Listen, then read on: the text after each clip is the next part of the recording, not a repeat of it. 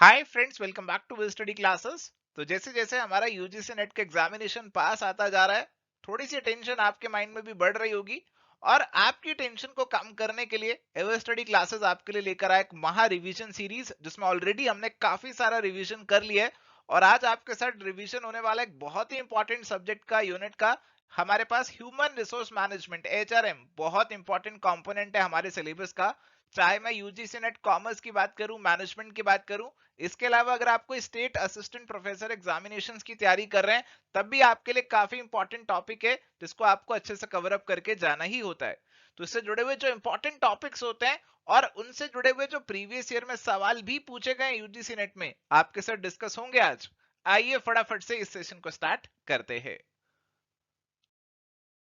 तो प्यारे दोस्तों, अगर आप प्रिपरेशन कर रहे हैं यूजीसी नेट 2023-2024 एग्जामिनेशंस की, तो आप चेकआउट कर सकते हैं एवर स्टडी क्लासेस के कॉम्प्रिहेंसिव कोर्सेज, जिसमें आपको कॉमर्स और मैनेजमेंट को लेकर कंप्लीट कोर्स, टेस्ट सीरीज और प्रीवियस ईयर क्वेश्चंस के अलग अलग पैकेजेस भी मिल जाएंगे।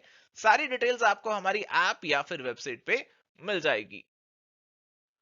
तो प्यारे दोस्तों, अगर मैं बात करूं आज के महा रिवीजन टॉपिक्स की, तो ह्यूमन रिसोर्स मैनेजमेंट के जो सबसे इंपॉर्टेंट टॉपिक होते हैं ना, वो सभी आज आपके कवर हो जाएंगे, डिस्कस हो जाएंगे। और इसके अंदर शुरुआत करेंगे बिल्कुल बेसिक चीजों से। Concept, role and functions of human resource management से अपने डिस्कशन को स्टार्ट करेंगे। फिर आगे बढ़ेंगे, ह्यूमन रिसोर्स प्लानिंग और डिमांड फॉरकास्टिंग की बातें करेंगे। रिक्रूटमेंट सिलेक्शन की बातें होंगी। उसके बाद ट्रेनिंग और डेवलपमेंट की बात होगी। इसके बाद आपका job analysis, job evaluation, performance appraisal, compensation management and wage theories. इसके अलावा इंडस्ट्रियल रिलेशंस के भी जो आपके बेसिक टॉपिक है, इंडस्ट्रियल रिलेशंस का जो बेसिक कंसेप्ट है, उससे जुड़ी हुई जो थ्योरीज हैं। और इसके अलावा जो कलेक्टिव बार्गेनिंग का टॉपिक है, ये आपके साथ आज डिस्कस होंगे इस महा रिवीजन सेशन में। तो आइए फटाफट से इस महा रिवीजन सेशन को स्टार्ट करते हैं, एक एक करके अपने टॉपिक्स पे डिस्कशन जो है वो यहाँ पे स्टार्ट करते हैं। तो आइए जी, बात करते हैं concept, role and functions of human resource management, HRM. तो एचआरएम का क्या मतलब है? एचआरएम का मतलब है लोगों को एम्प्लॉय करना, उनकी डेवलपमेंट करना, उनको यूटिलाइज करना, ऑर्गेनाइजेशन में मेंटेन करके रखना और उनको कंपनसेट करना, उनको सैलरी देना उनकी सर्विसेज के लिए according to the job and the requirements of the organisation. तो बहुत ही सिंपल सा कंसेप्ट है एचआरएम का। इसकी नेचर की अगर हम बात करें, तो बताया जी इसकी परवेसिव नेचर है, यानी कि एक ऑर्गेनाइजेशन में हर डिपार्टमेंट में आपको एचआर का रोल देखने को मिलता है। हर डिपार्टमेंट का मैनेजर अपने नीचे जो ह्यूमन रिसोर्स है उनको मैनेज करने का काम करता है। HRM is people oriented. ये किन से जुड़ी है? ये लोगों से जुड़ी है, लोगों को मैनेज करने से जुड़ी हुई है। It is action oriented. हमारा क्या मकसद है कि कुछ एक्शन करें, जो लोगों की दिक्कतें हैं उनको सुलझाएं, उनकी डेवलपमेंट करें, तो एक्शन पे फोकस है। फ्यूचर ओरिएंटेड, आपके ऑर्गेनाइजेशन के फ्यूचर रिक्वायरमेंट्स को भी आप एचआरएम के अंदर ध्यान में रखते हैं, उसके अकॉर्डिंग पहले सक्सेशन प्लान्स वगैरह बना लेते हैं।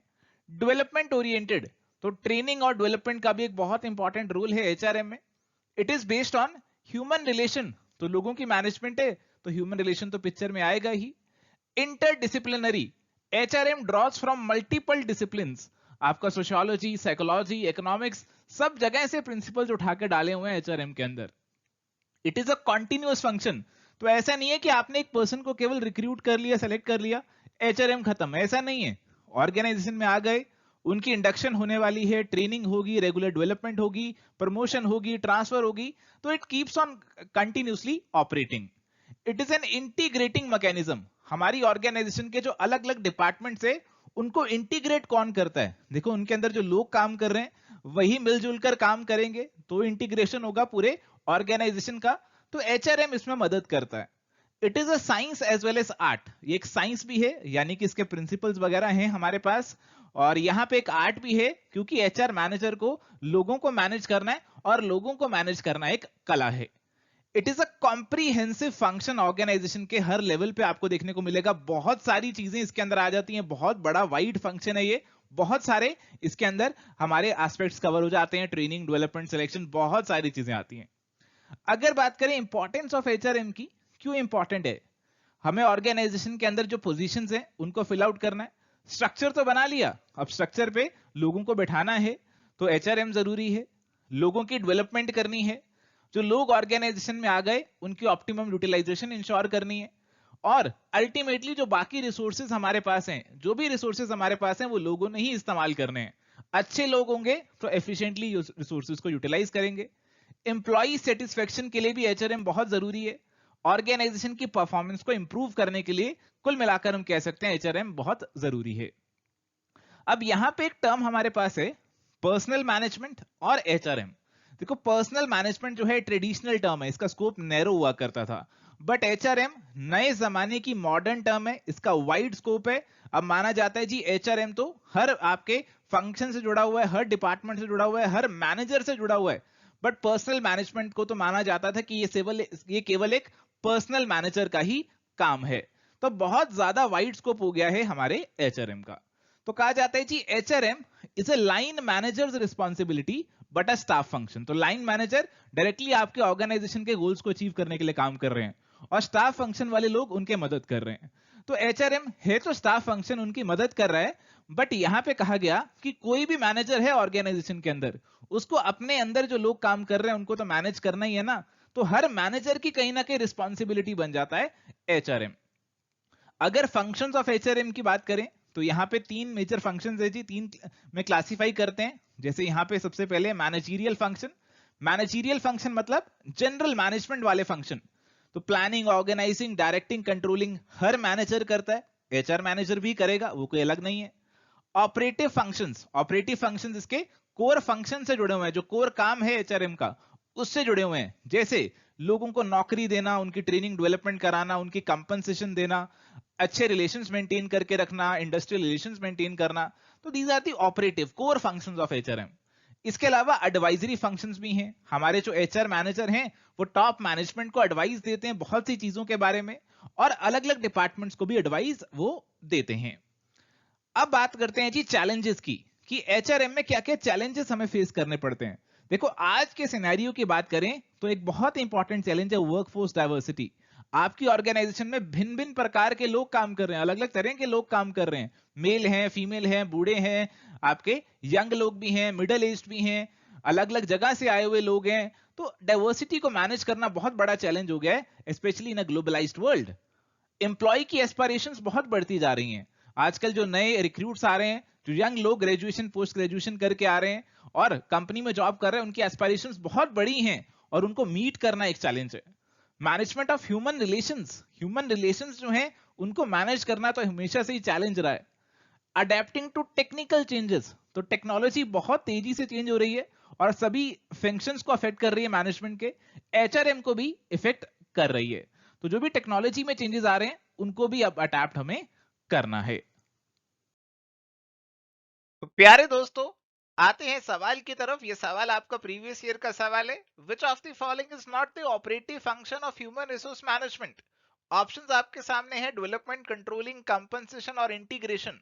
तो फटाफट से आप अपने आंसर्स दीजिए, क्या होने चाहिए। आज आपके साथ काफी क्वेश्चंस बीच बीच में डिस्कस होंगे और बेहतर रहेगा कि आप अपने आंसर्स भी साथ साथ शेयर करें। एक बार अपना आंसर जो है वो जरूर शेयर करें, ताकि आप फिर अपने आप को टेस्ट कर सके, चेक कर सके कि आप जो सोच रहे थे वो सही सोच रहे थे या फिर गलत सोच रहे थे। तो इस सवाल की अगर हम बात करें तो बहुत ही आसान है।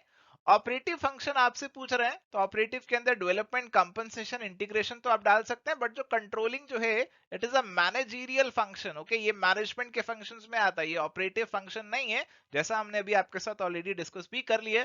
तो करेक्ट आंसर तो आप जानते ही हैं, ऑप्शन नंबर बी यहाँ पे बन जाएगा। अगला सवाल, ह्यूमन रिसोर्स मैनेजमेंट इंक्लूड्स, क्या चीजें आएंगी एचआरएम में? एम्प्लॉय ग्रीवेंस आएगा, ऑर्गेनाइजेशनल क्लाइमेट ओबी का पार्ट है तो नहीं आएगा, जॉब इंसेंटिव्स, रिक्रूटमेंट, सिलेक्शन, ये सब आएंगे। तो 1, 3, 4 एंड 5 आंसर बनेगा, यानी कि ऑप्शन नंबर बी। तो चलिए बात करते हैं एचआर प्लानिंग की। तो एचआर प्लानिंग वो प्रोसेस है जो कि इंश्योर करता है कि एक ऑर्गेनाइजेशन के पास right number, right kind of people जो हैं राइट प्लेसेस पे राइट टाइम पे अवेलेबल हैं, ताकि ऑर्गेनाइजेशन के जो टास्क हैं, जो गोल्स हैं, वो इफेक्टिवली और एफिशिएंटली अकम्प्लिश हो सकें।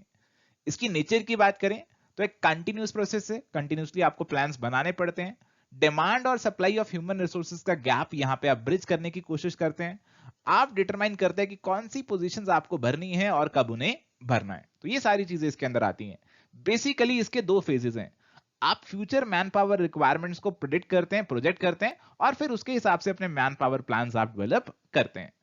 ऑब्जेक्टिव्स एचआर प्लानिंग के हैं जी कि हम अपने एग्जिस्टिंग एचआर जो है उसका ऑप्टिमम यूज करना चाहते हैं, फ्यूचर रिक्वायरमेंट्स को फॉरकास्ट करके शॉर्टेज और सरप्लस जो है उसे यहां पे असेस करना चाहते हैं कि फ्यूचर में क्या शॉर्टेज क्या सरप्लस हमारे पास हो सकता है, क्या इंपैक्ट रहने वाला है टेक्नोलॉजी का जॉब्स के ऊपर, उसको एंटीसिपेट करते हैं और उसके अकॉर्डिंगली अपने एचआर प्लान्स बनाते हैं।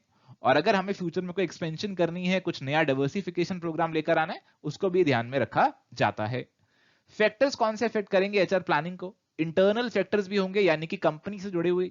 देखो कंपनी ने लोग रखने हैं तो उसके कंपनी के इंटरनल फैक्टर्स तो अफेक्ट करेंगे ना प्लानिंग को।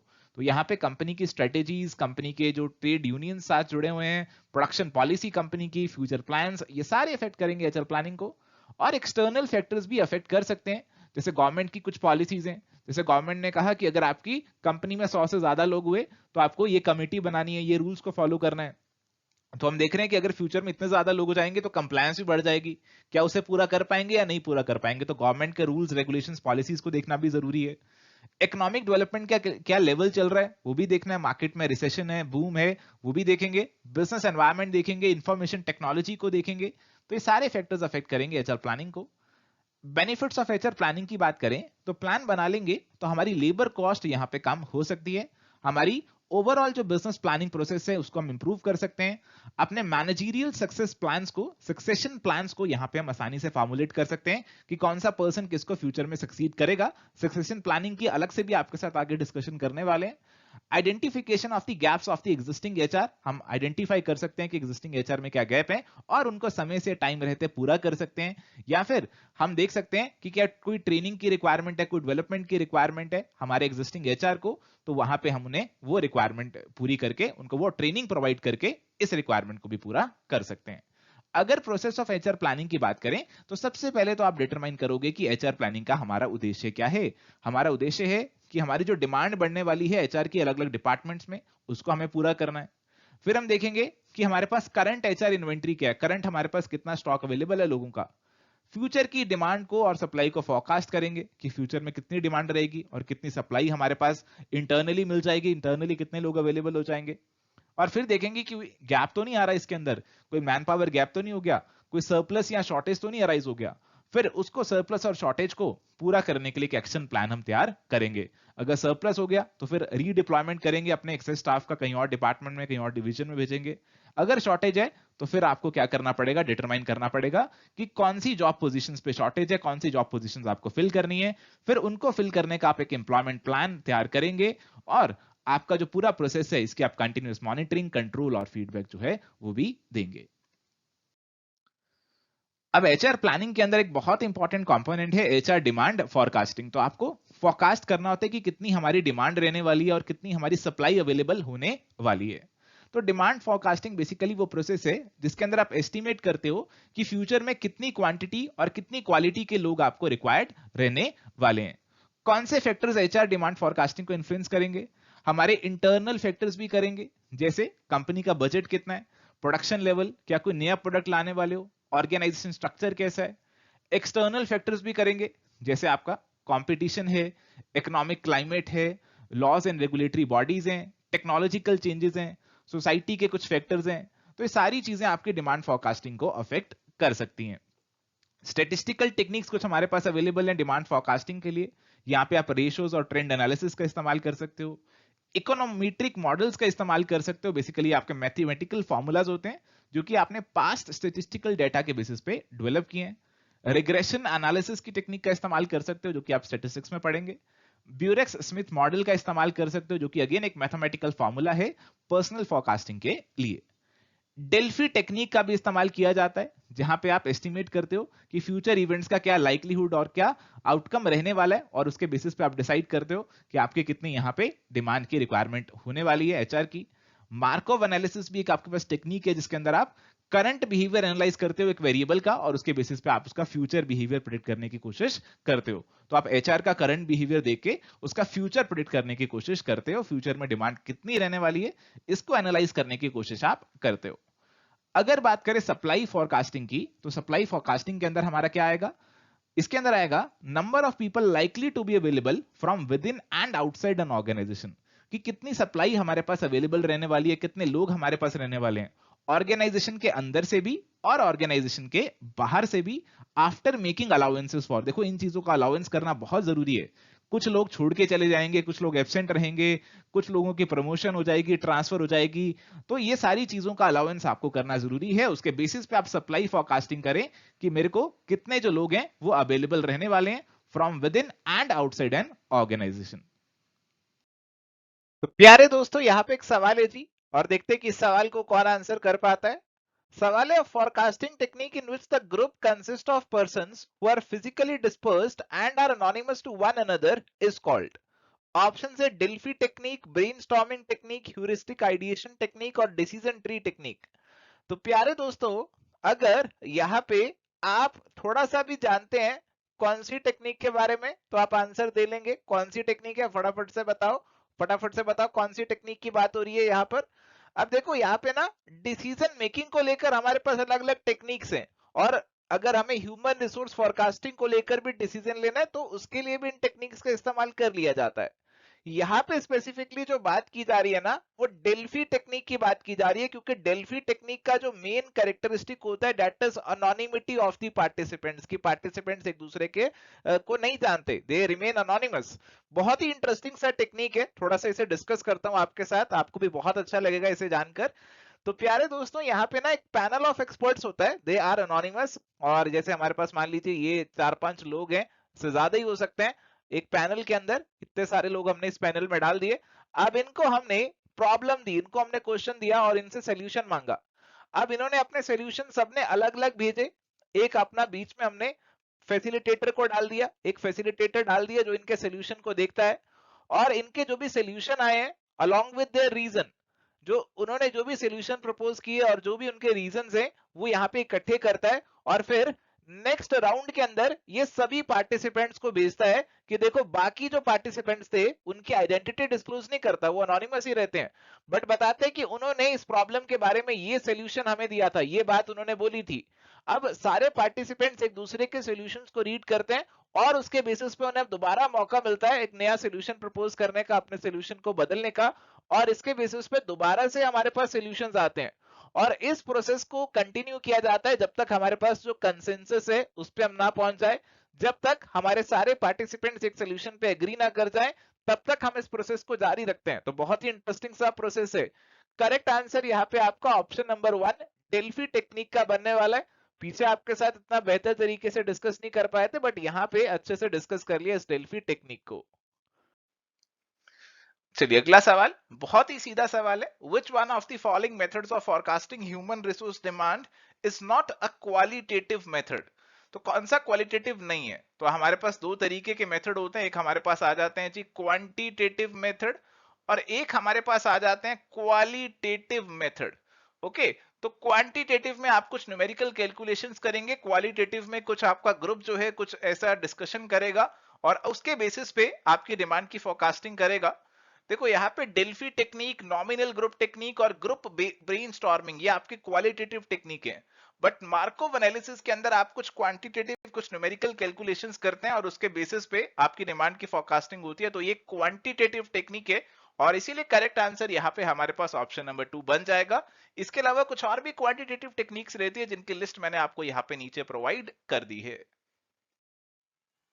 तो चलिए बात करते हैं रिक्रूटमेंट की।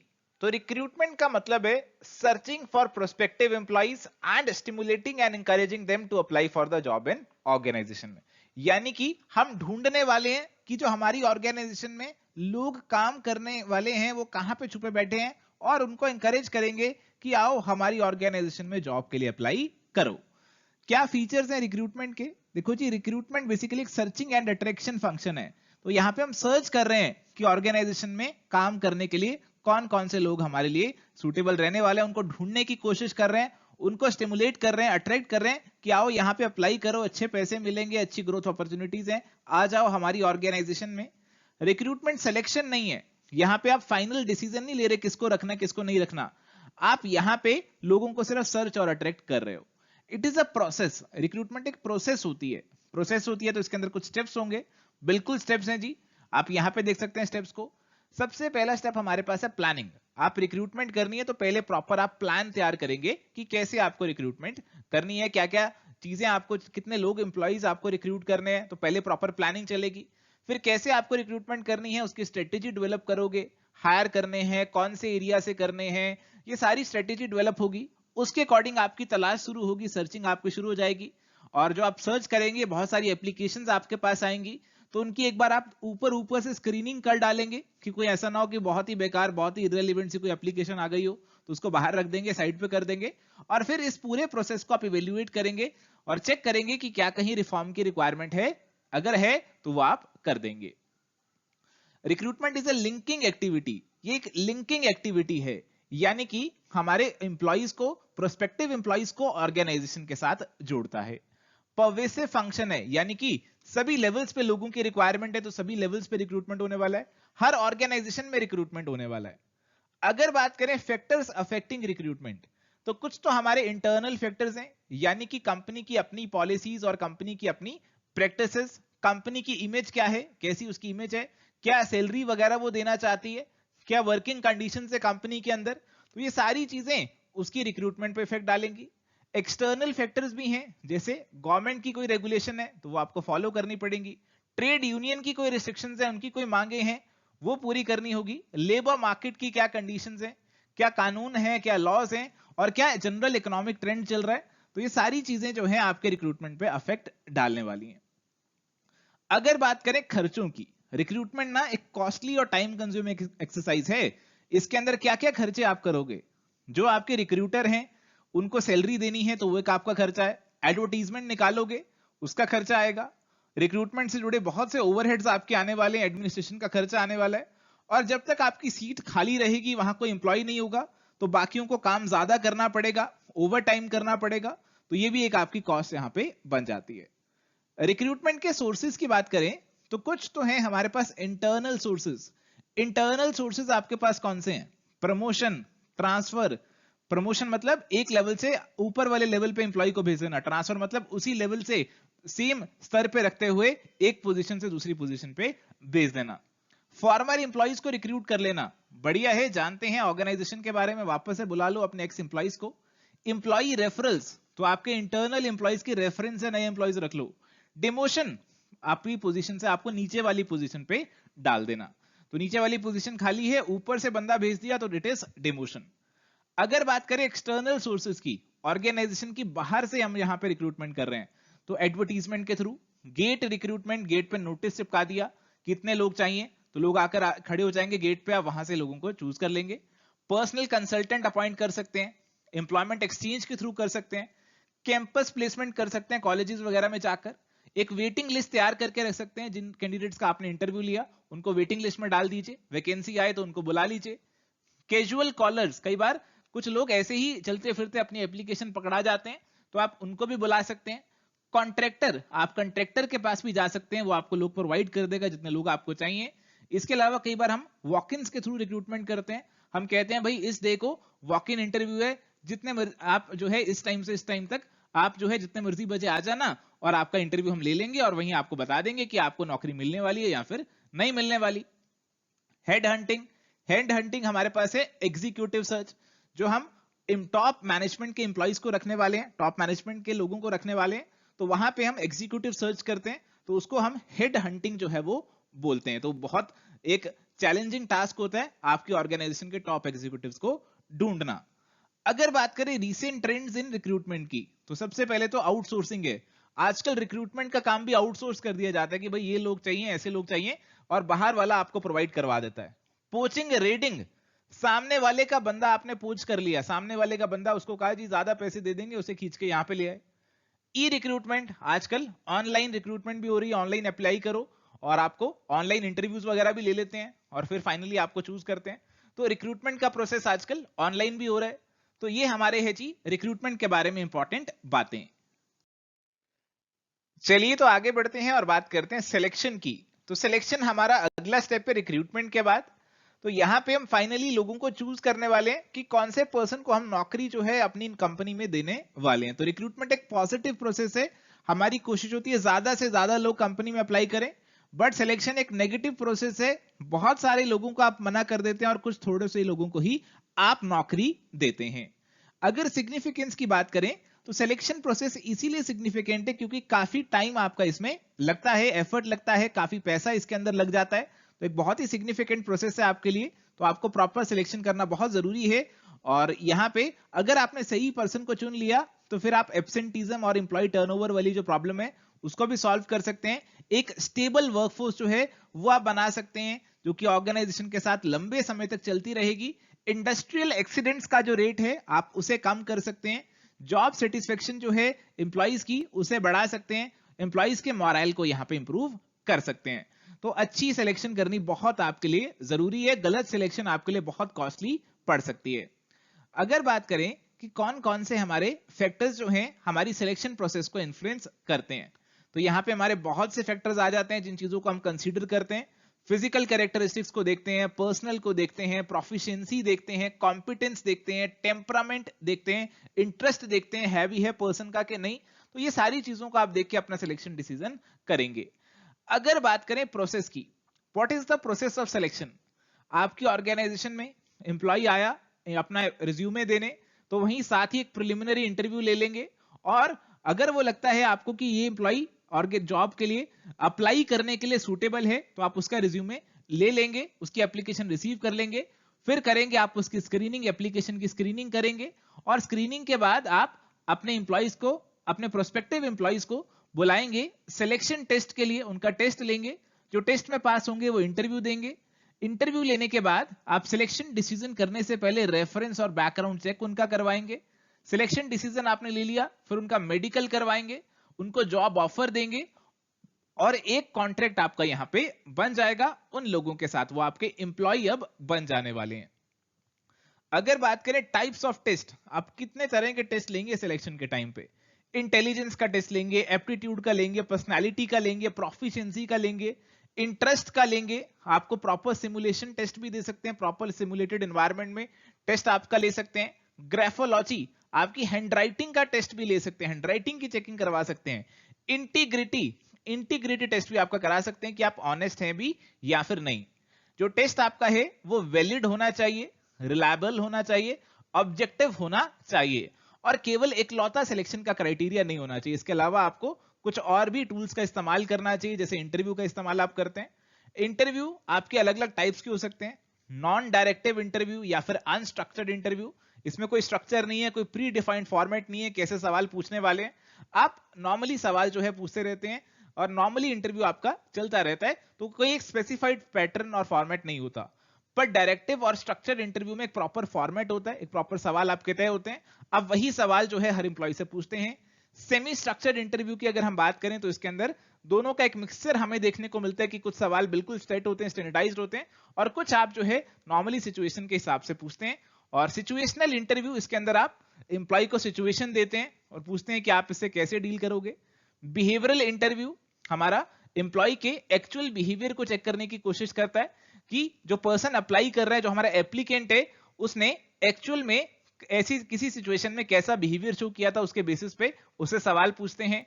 और कई बार हमारा स्ट्रेस इंटरव्यू भी लिया जा सकता है, जिसमें एप्लीकेंट को बहुत स्ट्रेस में डाला जाता है और बेसिकली उसकी स्ट्रेस सहने की क्षमता यहां पे जांची जाती है।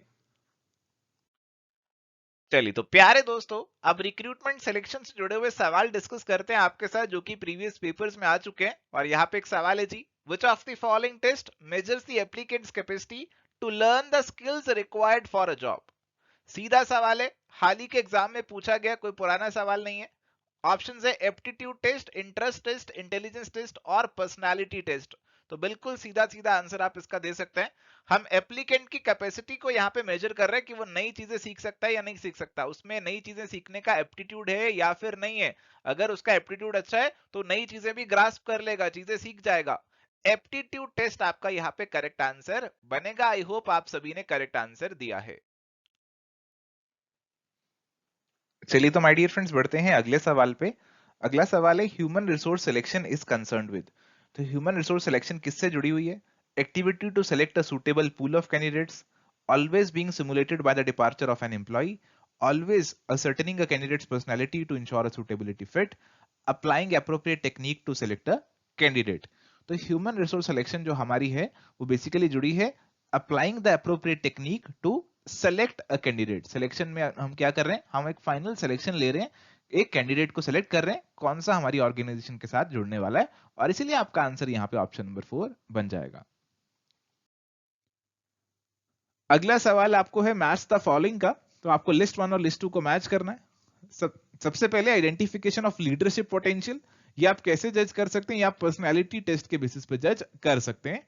फिर है finding most suitable area of working, या आप वोकेशनल टेस्ट के बेसिस पे जज करेंगे कि कौन सी वोकेशन आपके लिए मोस्ट सूटेड है। इंटरेस्ट और पोटेंशियल को जज करने के लिए आप एप्टीट्यूड टेस्ट का इस्तेमाल करेंगे, और capacity to think learn and draw relationship के लिए आप इंटेलिजेंस टेस्ट का इस्तेमाल करेंगे। So the right sequence is going to be depicted by option number C. तो आइए जी अब बात करते हैं ट्रेनिंग की। तो ट्रेनिंग का मतलब है कि हमारे जो एम्प्लॉइज हैं उनके नॉलेज और स्किल्स को आप बढ़ाने वाले हैं ताकि वो अपने काम को और बेहतर तरीके से कर सकें। सवाल उठता है ट्रेनिंग की रिक्वायरमेंट क्यों है। अगर आपकी ऑर्गेनाइजेशन में कोई नया एम्प्लॉय आया है तो उसे ट्रेनिंग देनी ही पड़ेगी। पुराने एम्प्लॉय की प्रमोशन करनी है, ऊपर हाई लेवल पे भेजना है, तो उस लेवल तक की उसको ट्रेनिंग देनी पड़ेगी। जो पुराने एम्प्लॉइज हैं उनको भी रिफ्रेशर ट्रेनिंग तो देनी ही पड़ेगी ताकि जो लेटेस्ट डेवलपमेंट्स हुई हैं उनकी फील्ड के अंदर उसके बारे में उन्हें बताया जा सके। एक एम्प्लॉय को दूसरी जगह पे ट्रांसफर किया, दूसरी पोस्ट पे भेजा, तो उस पोस्ट से जुड़ी कुछ ट्रेनिंग उसे देनी पड़ेगी। अगर हम चाहते हैं कि हम एक स्टेबल वर्कफोर्स मेंटेन करके रखें, लोग ऑर्गेनाइजेशन में टिके रहें, तो हमें लोगों को रेगुलर ट्रेनिंग देनी पड़ेगी ताकि वो अपने काम को कर पाएं और काम करके खुश रहें और यहीं पे टिके रहें।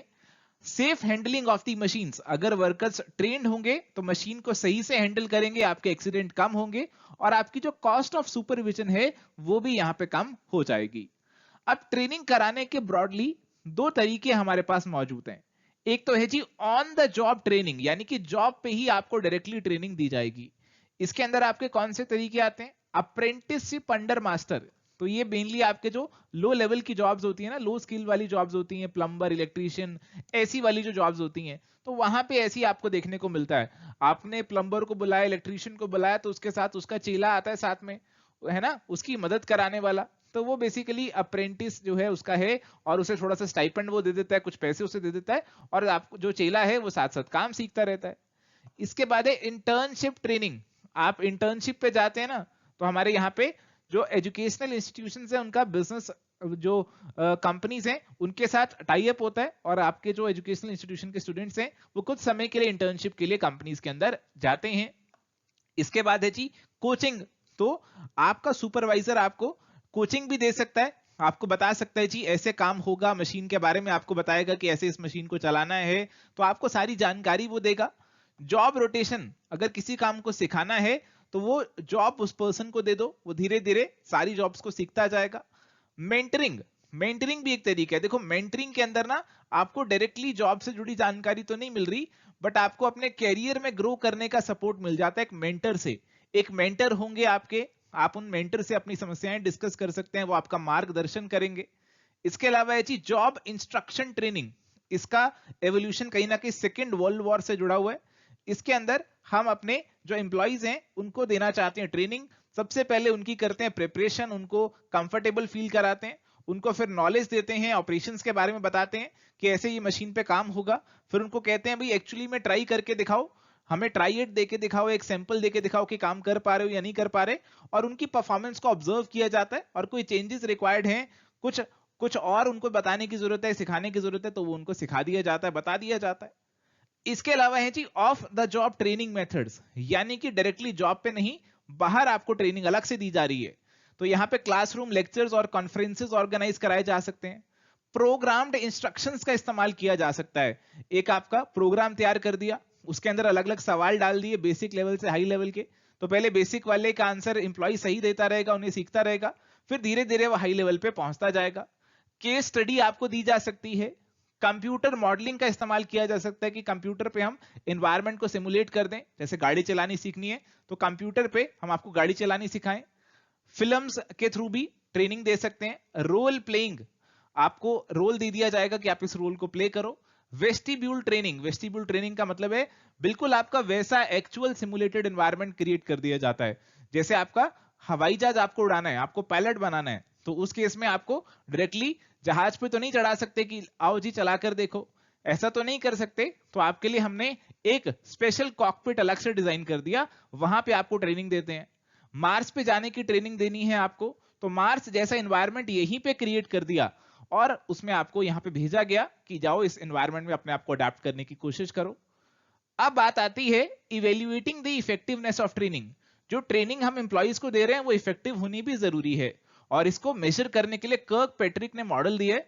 उसके अंदर उन्होंने कहा जी पहले तो आप देख सकते हो अपने लर्नर के रिएक्शंस को, फिर देख सकते हो उनकी लर्निंग को कि क्या स्किल्स क्या नॉलेज उन्होंने ली, फिर देख सकते हो उनके बिहेवियर को, और फिर देख सकते हो अपने रिजल्ट्स को कि क्या आउटकम निकल कर आया, क्या एक्सीडेंट कम हुए, क्या कॉस्ट कम हुई, क्या प्रॉफिट बढ़े।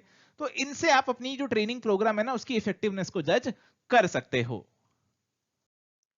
तो आइए बात करते हैं डेवलपमेंट की। तो डेवलपमेंट का मतलब क्या है? Development is growth of employees in all the respect.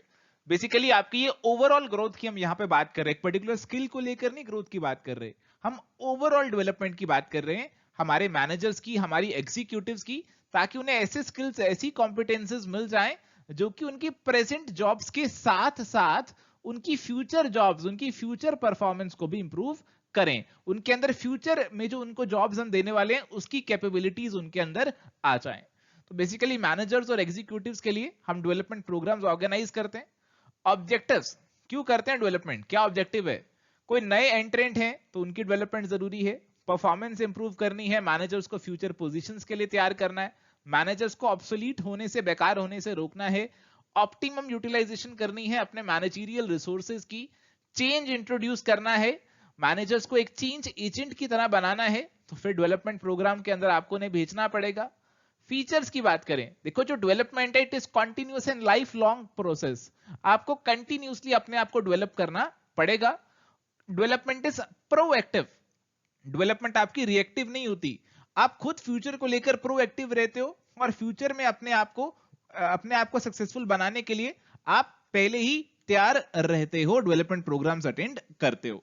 Well planned development आपकी प्रॉपर प्लान्ड होती है, प्रोग्राम्स वेल प्लान्ड होते हैं, ऑर्गेनाइज्ड एंड सिस्टमैटिक मैनर में कंडक्ट किए जाते हैं। और डेवलपमेंट के लिए इंटरनल एम्प्लॉय की, मैनेजर की मोटिवेशन बहुत जरूरी है। अगर मैनेजर इंटरनली मोटिवेटेड होगा तभी उसकी डेवलपमेंट हो सकेगी। बेसिकली आपकी डेवलपमेंट जो होती है वो सेल्फ डेवलपमेंट होती है, आपको खुद से अपने आप को डेवलप करना होता है। अगर बात करें स्टेप्स की, तो सबसे पहले आप क्या करेंगे? सबसे पहले आप अपनी डेवलपमेंट की नीड्स को आइडेंटिफाई करेंगे कि आपकी क्या रिक्वायरमेंट है फ्यूचर में लेकर, फ्यूचर की क्या रिक्वायरमेंट्स है आपकी, और उस रिक्वायरमेंट के अगेंस्ट आप जो है कंपेयर करेंगे अपने प्रेजेंट मैनेजरियल टैलेंट को कि अभी मेरे पास कैसा मैनेजरियल टैलेंट अवेलेबल है। उसके बेसिस पे आप एक inventory of management man power बना लेंगे कि अभी ये लोग मेरे पास अवेलेबल हैं। आप हर एम्प्लॉय का, हर मैनेजर का एक कार्ड तैयार कर लेंगे, उसमें उसकी स्ट्रेंथ, वीकनेस वगैरह लिख देंगे, आप क्या उनसे एक्सपेक्ट कर रहे हैं सारी चीजें आप उसके अंदर लिख देंगे। फिर उनके अकॉर्डिंग जो भी उनकी रिक्वायरमेंट आपको लगती है उसके अकॉर्डिंग आप जो है इंडिविजुअल डेवलपमेंट के लिए प्रोग्राम जो है ऑर्गेनाइज करवाएंगे, एक्चुअल प्रोग्राम में उनको भेजेंगे, और फिर प्रोग्राम को इवेल्युएट भी करेंगे कि इसका फायदा हुआ भी या फिर नहीं। अगर बात करें हमारे पास कौन कौन से तरीके अवेलेबल हैं डेवलपमेंट के, तो यहां भी आपके पास कुछ ऑन द जॉब है, कुछ ऑफ द जॉब है। तो ऑन द जॉब में हमारे पास आता है कोचिंग, अंडर स्टडी। यहां पे बेसिकली एक अंडर स्टडी अपॉइंट कर लेते हैं, हमारा मैनेजर अपने बिल्कुल नीचे, बिल्कुल अपने साथ एक अंडर स्टडी अपॉइंट कर लेता है। जॉब रोटेशन, मल्टीपल मैनेजमेंट, एक अलग से junior board of directors create कर देते हैं एक्सपोजर के लिए, ताकि जो फ्यूचर अपकमिंग डायरेक्टर्स हैं उनको एक्सपोजर दे सके। कमेटी असाइनमेंट, कमिटीज बना दी जाती हैं, एडहॉक कमिटीज बना दी जाती हैं, ताकि वहां पे अलग अलग तरह के लोग एक दूसरे से इंटरेक्ट करें। एक्शन लर्निंग, मैनेजमेंट जो आपके ट्रेनीज हैं उन्हें जो बाकी डिपार्टमेंट्स हैं उनकी प्रॉब्लम्स को एनालाइज करने के लिए, सॉल्व करने के लिए भेजा जाता है। ऑफ द जॉब डेवलपमेंट की प्रोग्राम की बात करें हम, तो यहां पे आप अपने मैनेजर्स को किसी प्रोफेशनल इंस्टीट्यूशन में भेज सकते हैं, पढ़ाई के लिए आईआईएम में भेज सकते हैं, बाहर भेज सकते हैं, उनको कुछ स्पेसिफिक रीडिंग्स दे सकते हैं, कुछ बुक्स दे सकते हैं, कुछ जेरोक्स कॉपीज दे सकते हैं, उनको कोई कॉन्फ्रेंस अटेंड करने भेज सकते हैं, सेंसिटिविटी या टी ग्रुप ट्रेनिंग उनकी करा सकते हैं ताकि एक दूसरे के प्रति सेंसिटिव हो जाए। रोल प्लेइंग का आप हेल्प ले सकते हैं, प्रोग्राम्ड इंस्ट्रक्शंस की तरफ जा सकते हैं, सिमुलेशन मेथड्स का आप भी इस्तेमाल यहां पे कर सकते हैं। तो कुछ कुछ तो बिल्कुल वैसे ही हैं जो आपने ट्रेनिंग में पढ़े थे, तो थोड़े से माइनर चेंजेस आपको यहां पे देखने को मिलेंगे। तो डेवलपमेंट जो है बेसिकली ट्रेनिंग के मुकाबले एक लॉन्ग रन अप्रोच है, एक लॉन्ग टर्म पर्सपेक्टिव वाली अप्रोच है, इसका स्कोप ज्यादा रहता है। और यहाँ पे आप जो है अपने जो मैनेजर्स हैं या फिर एग्जीक्यूटिव्स हैं उनकी डेवलपमेंट के ऊपर फोकस कर रहे होते हैं। चलिए तो प्यारे दोस्तों, अब यहाँ पे आपके सामने सवाल है ट्रेनिंग डेवलपमेंट से जुड़ा हुआ, और यहाँ पे जो मेथड्स है ना, काफी इंपॉर्टेंट एग्जामिनेशन पर्सपेक्टिव से सवाल है, methods off the job training are. तो हमने सभी on the job, off the job training के मेथड्स देखे। ऑफ द जॉब ट्रेनिंग की बात हो रही है अब, और आपको यहाँ पे lectures, simulations and laboratory training, role playing, vestibule training and video presentation, job rotation coaching, job instruction training, इनमें से चूज करना है। तो क्लियरली हमारे पास जो लेक्चर वाला, रोल प्लेइंग वाला पार्ट है, ये ऑफ द जॉब ट्रेनिंग के अंदर आएगा। जॉब रोटेशन कोचिंग और job instruction training, they are on the job training. और हमारे आंसर में ए और बी आने चाहिए, तो करेक्ट आंसर यहाँ पे आपका ऑप्शन नंबर 2 का ही बनेगा। अगला सवाल है which of the following are the methods of on the job training. तो on the job, off the job training के अलग अलग मेथड्स हमारे पास अवेलेबल हैं। तो अगर on the job training methods की बात करें तो उसमें हमारे पास आएगा कोचिंग, आएगा डेमोन्स्ट्रेशन, आएगा, और इसके अलावा हमारे पास आएगा अप्रेंटिसशिप ट्रेनिंग। तो इसीलिए हमारा आंसर यहाँ पे ऑप्शन बी बन जाएगा। वेस्टिब्यूल ट्रेनिंग और रोल प्लेइंग जो है ये आपके of the job training methods बनेंगे। चलिए जी, तो अब बात करते हैं जॉब एनालिसिस की। तो जॉब एनालिसिस का क्या मतलब है? जॉब एनालिसिस का मतलब है कि आप जॉब की जांच पड़ताल करने वाले हैं, आप स्टडी करने वाले, एग्जामिन करने वाले हैं, जॉब के बारे में डिटेल में इंफॉर्मेशन इकट्ठी करने वाले हैं, इस जॉब के कंपोनेंट्स के बारे में, इस जॉब में कौन से ऑपरेशंस परफॉर्म होने वाले हैं। तो इस जॉब की पूरी आप एनालिसिस यहां पे करने वाले हैं। So this is refer to as job analysis. तो जॉब एनालिसिस आप करने वाले हैं, तो इसके अंदर आप जॉब डाटा जो है उसको इकट्ठा करने वाले हैं, जॉब से जुड़ा डाटा जो है उसे इकट्ठा करने वाले हैं। और इकट्ठा कहां से करेंगे? आप किसी सोर्सेज से इकट्ठा करेंगे। क्या सोर्स हो सकते हैं आपके? जॉब एनालिस्ट की मदद ले सकते हैं, एम्प्लॉई जो है जो कि जॉब को कर रहा है उससे डाटा ले सकते हैं, एम्प्लॉई का जो सुपरवाइजर है, बॉस है, उससे डाटा ले सकते हैं जॉब के बारे में।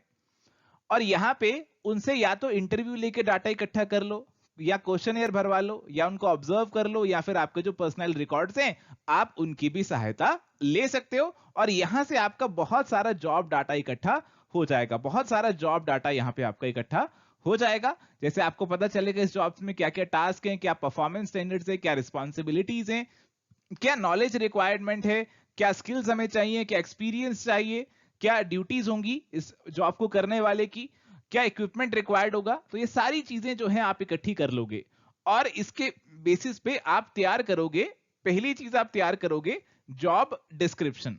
जॉब डिस्क्रिप्शन का मतलब यहां पे क्या है कि इस जॉब में क्या क्या काम किए जाते हैं, क्या टास्क, क्या ड्यूटीज, क्या रिस्पॉन्सिबिलिटीज इस जॉब में निभाई जाती हैं। तो this is basically job oriented. इसके अंदर आपकी जॉब का टाइटल आता है, जॉब की लोकेशन आती है, जॉब के रोल आते हैं, सैलरी उस जॉब की आती है, रिस्पॉन्सिबिलिटीज आती हैं, ड्यूटीज आती हैं, अलाउंसेस आती हैं, और इंसेंटिव्स आती हैं इस जॉब की। तो जॉब से जुड़ी सारी चीजें इसके अंदर आ जाती हैं। जॉब स्पेसिफिकेशन जो है वो जुड़ी है जॉब को करने वाले इंसान से। It is human oriented.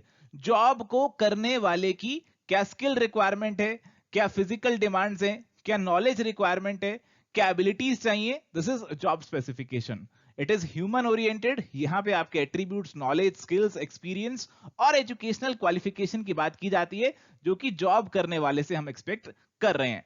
और ये डाटा इकट्ठा हम करते हैं, उसके बेसिस पे हमें कुछ ह्यूमन रिसोर्स फंक्शंस परफॉर्म करने होते हैं। उसके बेसिस पे हम अपनी रिक्रूटमेंट करेंगे, सिलेक्शन करेंगे, ट्रेनिंग डेवलपमेंट करेंगे, और परफॉर्मेंस अप्रेजल भी करेंगे, और कंपनसेशन मैनेजमेंट भी करेंगे, कंपनसेशन भी डिसाइड करेंगे। तो बहुत इंपॉर्टेंट है जॉब एनालिसिस।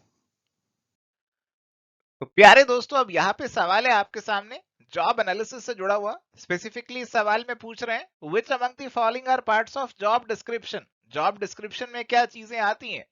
तो जॉब डिस्क्रिप्शन और जॉब स्पेसिफिकेशन, आई होप अभी तक आपको क्लियर हो चुका है कि जॉब डिस्क्रिप्शन के अंदर आपकी जॉब को डिस्क्राइब किया जाता है, जॉब का टाइटल, लोकेशन, समरी, आपकी ड्यूटीज, क्या मशीन टूल्स इस्तेमाल होंगे, कौन आपका कैसे आपकी सुपरविजन की जाएगी, क्या वर्किंग कंडीशंस होगी, क्या क्या आपको हैजर्ड्स फेस करने पड़ सकते हैं। तो जॉब से जुड़ी हुई सारी चीजें इस डिस्क्रिप्शन में डिस्क्राइब कर दी जाती हैं, दे दी जाती हैं। तो यहाँ पे हमें ड्यूटीज परफॉर्म्ड, क्या ये पार्ट बनेंगी? बिल्कुल बनेंगी। जॉब की समरी भी आ जाएगी।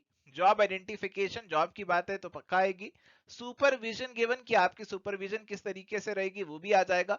डेलीगेशन ऑफ अथॉरिटी, ये स्पेसिफिकली जॉब से जुड़ी हुई चीज नहीं है, तो ये यहाँ पे नहीं आएगी। 1, 2, 3 और 4 ही आएंगे, और इसीलिए करेक्ट आंसर यहाँ पे जो बनेगा that is going to be option number A. Option A आपका करेक्ट आंसर यहाँ पे बनेगा। अगला सवाल मैथ्स द फॉलोइंग का सवाल है। लिस्ट 1 लिस्ट 2 दे रखे हैं जी। लिस्ट 1 में सबसे पहले जॉब एनालिसिस। जॉब एनालिसिस का मतलब है कि आप जॉब से जुड़े सारे फैक्ट्स को जो है इकट्ठा करें, तो ये जो है आपका सी से मैच हो जाएगा। जॉब डिस्क्रिप्शन क्या है? जॉब डिस्क्रिप्शन के अंदर आप ड्यूटीज और रिस्पॉन्सिबिलिटीज को पहचान रहे हैं, और जॉब स्पेसिफिकेशन के अंदर जो आप ह्यूमन क्वालिटीज को देख रहे हैं, और जॉब क्लासिफिकेशन का मतलब है कि आप जॉब्स को ग्रेड कर रहे हैं according to their scale of pay, आप उन्हें क्लासिफाई कर रहे हैं, और इसीलिए सीधा सीधा आंसर ऑप्शन ए आपका यहाँ पे बन जाएगा। तो आइए जी अब बात करते हैं जॉब इवेल्युएशन की। तो जॉब इवेल्युएशन का मतलब है कि आप जॉब की वर्थ को पहचानने की कोशिश कर रहे हो। तो आप देखना चाह रहे हो कि एक जॉब की बाकी जॉब्स के मुकाबले रिलेटिव वर्थ कितनी है, ताकि आप अपना जो कंपनसेशन है इस जॉब का वो डिटरमाइन कर सकें। तो यहां पे हम किसकी रेटिंग कर रहे हैं? क्या जॉब करने वाले की या जॉब की? देखो जी, ये बात यहां पे ध्यान में रखना कि यहां पे हम रेटिंग कर रहे हैं किसकी? जॉब्स की, ना कि वर्कर्स की। ये चीज यहां बहुत इंपॉर्टेंट है। जॉब इवैल्यूएशन करते हैं on the basis of job analysis, और एक बेसिस प्रोवाइड करता है वेज स्ट्रक्चर को फिक्स करने का। इससे एग्जैक्ट वेजेस नहीं पता चलेंगे हमें कि कितने पैसे देने वाले हैं, उसमें बहुत सारे फैक्टर्स आएंगे। बस यहां तो एक हमें बेसिस मिल जाएगा वेज स्ट्रक्चर को डिटरमाइन करने का। कौन से फैक्टर्स को कंसीडर करेंगे? हम देखेंगे कि इस जॉब के लिए क्या स्किल, क्या एक्सपीरियंस, क्या एफर्ट, क्या रिस्पॉन्सिबिलिटी, क्या सुपरविजन रिक्वायरमेंट्स हैं, उसके बेसिस पे यहां पे हम उसकी रिलेटिव वर्थ को डिटरमाइन करेंगे। प्रोसेस ऑफ जॉब इवैल्यूएशन की यहां पे हम बात करें तो सबसे पहला स्टेप हमारे पास है गेनिंग एक्सेप्टेंस। तो आपको जॉब इवैल्यूएशन करनी है तो आपके साथ जो रिलेटेड पार्टीज हैं, जो भी इससे इफेक्ट होने वाली है, उनकी एक्सेप्टेंस पहले आपको लेनी पड़ेगी। फिर इवैल्यूएशन के लिए कमिटी बनाएंगे, डिटरमाइन करेंगे कौन सी जॉब्स को इवैल्यूएट करना है, उनकी आप डिस्क्रिप्शन तैयार करेंगे एनालिसिस करके। फिर देखेंगे कौन सा मेथड फॉलो करना है इवैल्यूएशन के लिए। आपके पास अलग अलग मेथड्स हैं इवैल्यूएशन के लिए, कौन सा मेथड फॉलो करना है इवैल्यूएशन के लिए, और अपनी जॉब्स को आप अपनी इवैल्यूएशन के अकॉर्डिंग यहां पे क्लासिफाई कर देंगे। जो सी जॉब्स आपको बराबर वर्थ वाली लग रही हैं उनको एक कैटेगरी, एक ग्रेड में आप डाल सकते हैं। इस प्रोग्राम को आप इंस्टॉल कर देंगे और रेगुलरली रिव्यू भी करते जाएंगे। जॉब इवैल्यूएशन की लिमिटेशंस की बात करें तो यहां पे सबसे बड़ी लिमिटेशन तो ये है कि किन फैक्टर्स के बेसिस पे जॉब की वैल्यूएशन करनी है, इसकी कोई स्टैंडर्ड लिस्ट अवेलेबल नहीं है। आपने जो वेजेस फिक्स करी, हो सकता है वो वर्कर्स को रिटेन ना कर पाए। इंडिविजुअल मेरिट जो है आप उसे यहां पे इग्नोर करके चल रहे हैं। आप सिंपली जॉब के बेसिस पे यहां पे उसकी वर्थ डिटरमाइन कर रहे हैं। आप इंडिविजुअल जो जॉब को कर रहा है उसको यहां पे नहीं देख रहे। इंडस्ट्री के वेज रेट्स आप नहीं देख रहे, कॉम्पिटिटर्स के वेज रेट्स आप नहीं देख रहे। यहां पे ट्रेड यूनियंस जो हैं वो जॉब इवैल्यूएशन को सस्पिशन से देखते हैं, उन्हें पसंद नहीं है कि ऐसे उनकी जॉब्स की वैल्यूएशन कर दी जाए और उनकी वर्थ कम डिटरमाइन कर दी जाए। इवैल्यूएशन के मेथड्स की बात करें तो कुछ हमारे पास है नॉन क्वांटिटेटिव मेथड्स, यानी कि यहां नंबर वंबर नहीं आएंगे। तो ये आपके सिंपल मेथड है, जैसे आपका रैंकिंग सिस्टम। आप जॉब्स को रैंक दे देते हो in the order of the importance, की ज्यादा इंपॉर्टेंट वाली को ऊपर रख दिया, कम वाली को नीचे रख दिया, रैंकिंग आ गई तो आपको पता चल गया भाई किसकी ज्यादा वर्थ है और किसकी कम वर्थ है। इसके बाद एक ग्रेडिंग और जॉब क्लासिफिकेशन सिस्टम। इसमें आप ग्रेड पहले ही बना देते हो, ग्रेड 1, 2, 3, 4 ग्रेड आपने पहले ही बना दिए और अपनी जॉब्स को इन ग्रेड्स में डालते रहते हो। इसके अलावा जी एनालिटिकल और क्वांटिटेटिव सिस्टम, क्वांटिटेटिव मेथड, ये थोड़े से आपके एनालिटिकल डिटेल वाले मेथड हैं। इसमें एनालिसिस आपको करनी पड़ेगी। इसके अंदर आते हैं एक तो पॉइंट्स सिस्टम। इसके अंदर आप अपनी जॉब के जो इंपॉर्टेंट फैक्टर्स हैं उनको आइडेंटिफाई करते हो, उनको डिग्रीज एलोकेट करते हो, और फिर डिग्री के बेसिस पे आप उन्हें पॉइंट्स एलोकेट करते हो, और फिर कहीं जाके आपका जॉब इवैल्यूएशन यहां पे होता है। इसके अलावा है जी फैक्टर कंपैरिजन। तो अगेन यहां पे आप जो फैक्टर्स हैं किसी जॉब को इफेक्ट करने वाले, उनको आइडेंटिफाई करते हो, और यहां पे भी आप उनकी रैंकिंग करते हो और उन्हें पॉइंट्स भी देते हो। तो रैंकिंग और पॉइंट सिस्टम का बेसिकली आप इस मेथड को एक कॉम्बिनेशन भी बोल सकते हैं। चलिए तो प्यारे दोस्तों, अब बारी है सवाल की। तो यहाँ पे एक सवाल है, बिल्कुल सीधा वाला सवाल है। Factor comparison method is used as a technique of. तो ये तो अभी आपके साथ डिस्कस हुई है, आप सभी जानते हैं। ऑप्शंस तो दिए, job analysis, job evaluation, job design या फिर नन ऑफ द अबव के। बट आप सभी जानते हैं कि जॉब इवेल्युएशन की अलग अलग टेक्निक्स हैं और फैक्टर कंपैरिजन मेथड भी एक टेक्निक है आपकी जॉब इवेल्युएशन की ही। और इसीलिए करेक्ट आंसर प्यारे दोस्तों ऑप्शन नंबर जो बी है ना वो यहाँ पे बन जाएगा। अगले सवाल पे आ चुके हैं। स्टेटमेंट 1, स्टेटमेंट 2 गिवन है। स्टेटमेंट 1 है job evaluation is a technique of assessing the worth of each job in comparison with others throughout an organisation. तो जॉब इवेल्युएशन के अंदर हम क्या करते हैं, एक जॉब उठाते हैं, एक जॉब उठाते हैं और उसकी वर्थ बाकी सभी जॉब्स के साथ क्या करते हैं, कंपेयर करते हैं। तो बिल्कुल सही है। Job evaluation and job rating are one and the same for employees appraisal purposes. देखो जॉब इवेल्युएशन जो है वो एक ब्रॉडर कंसेप्ट है और जॉब की रेटिंग जो है वो एक तरीका है जॉब की इवैल्यूएशन करने का। तो ये दोनों एक जैसे नहीं होंगे और इसीलिए ये स्टेटमेंट आपकी गलत हो जाएगी और इसीलिए आपका आंसर बनेगा statement 1 is correct but 2 is incorrect. Option A is going to be the answer. चलिए जी, तो अब बात करते हैं परफॉर्मेंस अप्रेजल की। तो परफॉर्मेंस अप्रेजल बेसिकली क्या है, एक सिस्टमेटिक असेसमेंट है जिसके अंदर हम देख रहे हैं कि एम्प्लॉय ने जॉब पे कैसे परफॉर्म किया है। तो यहां पे हम क्या करने वाले हैं, सबसे पहले तो अपने वर्क स्टैंडर्ड्स को सेट करने वाले हैं, फिर अपनी एम्प्लॉय की परफॉर्मेंस को असेस करेंगे उन स्टैंडर्ड्स के कंपैरिजन में और फिर अपना फीडबैक जो है यहां पे प्रोवाइड कर देंगे। परफॉर्मेंस अप्रेजल के ऑब्जेक्टिव्स की हम बात करें तो पहला ऑब्जेक्टिव तो है जी कंपनसेशन, पैसे देने हैं, परफॉर्मेंस के बेसिस पे डिटरमाइन करेंगे कितना परफॉर्मेंस बोनस वगैरह देना है, प्रमोशन दें या ना दें, ट्रेनिंग और डेवलपमेंट की जरूरत है या नहीं है, फीडबैक देंगे कि कैसे एम्प्लॉय अपने आप को इंप्रूव कर सकता है, पर्सनल डेवलपमेंट कैसे वो अपनी कर सकता है। अगर मेथड्स ऑफ परफॉर्मेंस अप्रेजल की बात करें तो कुछ तो है जी हमारे पास ट्रेडिशनल मेथड्स जो कि आप यहां पे देख रहे हैं। इसमें आपका कौन सा आता है, रैंकिंग मेथड आता है। इसके अंदर आप क्या करते हैं, एम्प्लॉइज को रैंक करते हैं। पेयर्ड कंपैरिजन, एक एम्प्लॉय को बाकी सभी से कंपेयर करते हैं। ग्राफिक स्केल मेथड, एक प्रिंटेड अप्रेजल फॉर्म जो है उसका इस्तेमाल किया जाता है।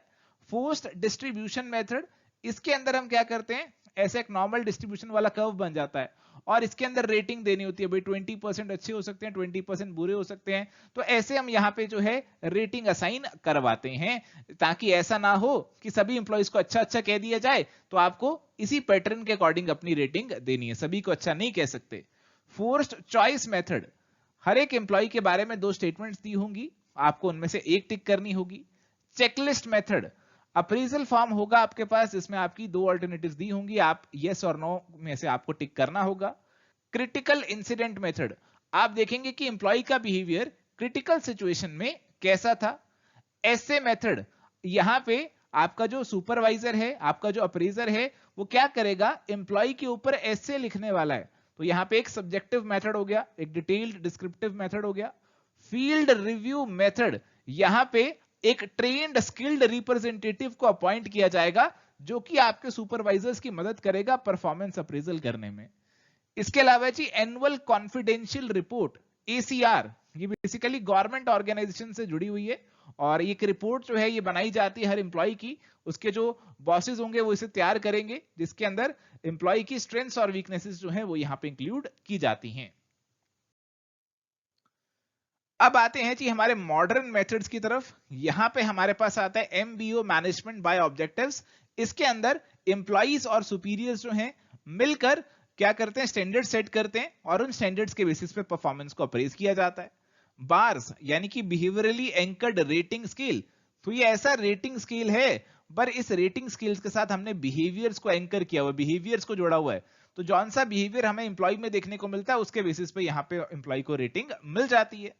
असेसमेंट सेंटर, तो यहां पे एम्प्लॉय को असेसमेंट सेंटर भेजा जाता है, वहां पे काफी एक्सपर्ट्स जो हैं वो उसकी असेसमेंट करते हैं, डिफरेंट टेक्निक्स का इस्तेमाल करते हैं जैसे role playing, case studies, simulation exercises, transactional analysis, इन सब का इस्तेमाल जो है वो यहाँ पे किया जाता है। और इसके अलावा हमारे पास है 360 degree performance appraisal. 360 degree performance appraisal की अगर हम बात करें तो this is multi rater feedback. यहाँ पे आपका जो अप्रेजल है वो 4 अलग अलग एंगल से होने वाला है, 4 मेजर कंपोनेंट से होने वाला है। एक तो आपका है खुद का सेल्फ अप्रेजल, यानी आप खुद का अपना अप्रेजल करने वाले हो। एक है अप्रेजल बाय सुपीरियर, यानी कि आपका जो बॉस है, आपका जो सुपीरियर है वो आपका अप्रेजल करेगा। एक अप्रेजल बाय सबऑर्डिनेट, आपका जूनियर भी करेगा और आपके पीयर्स भी आपका अप्रेजल करेंगे, आपके साथ के लोग, आपके जो साथी हैं वो भी अप्रेजल करेंगे। इसके अलावा है जी कॉस्ट अकाउंटिंग मेथड।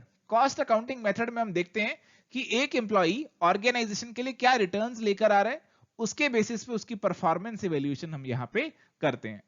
अगर बात करें प्रॉब्लम्स इन परफॉर्मेंस अप्रेजल की, तो सबसे बड़ी प्रॉब्लम तो है बायसनेस की। बायसनेस देखने को मिलती है, हेलो इफेक्ट आपको देखने को मिलता है कि एक एट्रीब्यूट के बेसिस पे आप पूरी अप्रेजल कर रहे हो।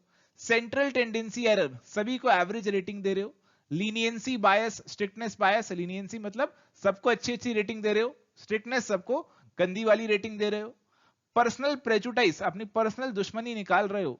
रीसेंट इफेक्ट, जो रीसेंट आपकी इंप्लॉई के साथ एनकाउंटर हुआ उसके बेसिस पे फीडबैक दे रहे हो, बल्कि आपको पूरे साल के बेसिस पे फीडबैक देना चाहिए।